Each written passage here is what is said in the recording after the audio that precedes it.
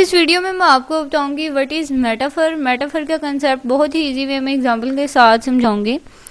तो देखते हैं मेटाफर क्या चीज़ है। A figure of speech that compare to unlike things describing one as if it is were like the other.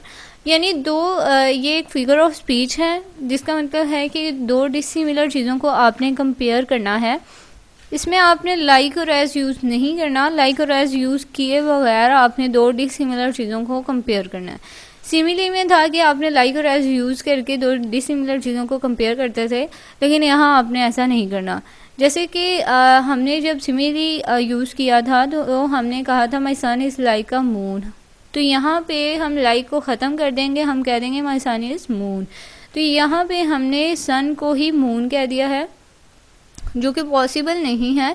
लेकिन हमने उसकी करेक्टरिस्टिक्स जो थी, यानी चांद जो है वो खूबसूरत है तो सन जो है वो भी बहुत खूबसूरत है, इसलिए हम इन दोनों को कंपेयर करने के लिए ऐसे कह रहे हैं।